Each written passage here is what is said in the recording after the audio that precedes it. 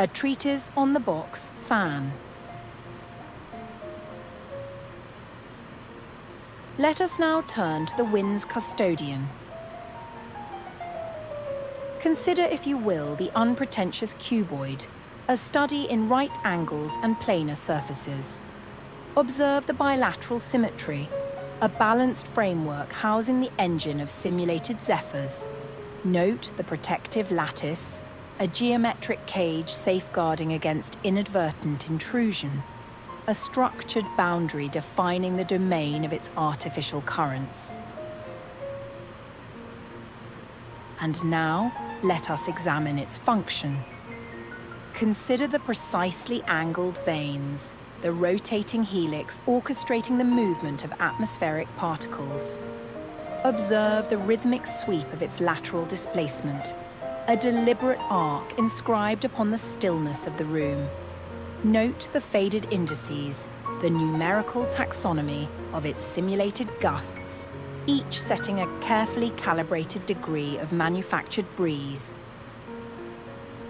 We must also attend to its sonic signature. Observe the singular thrum, the resonant frequency of its tireless motor.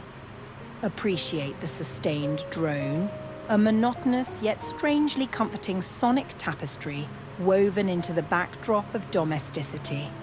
Recognize the hypnotic lull, the auditory signature of manufactured air, a mechanical susurrus, inducing a state of drowsy tranquility. Consider, too, its placement and purpose within our spaces.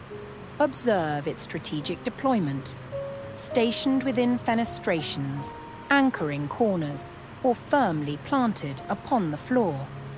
It stands as a vigilant guardian against the oppressive inertia of summer air, a tireless purveyor of movement within stagnant chambers, a sentinel against the stale, a harbinger of artificial freshness. As time passes, we note the inevitable signs of aging and decay.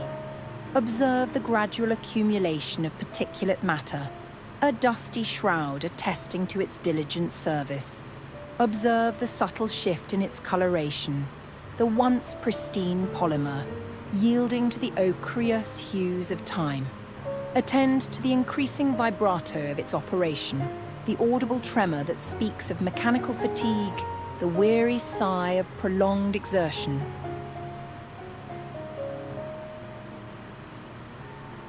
Let us now engage in a moment of philosophical musing.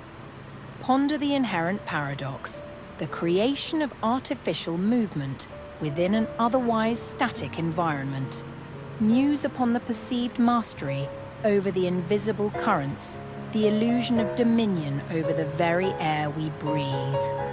Consider the delicate interplay between inertia and impetus, the ceaseless dance of stillness, disrupted and restored by its tireless rotation.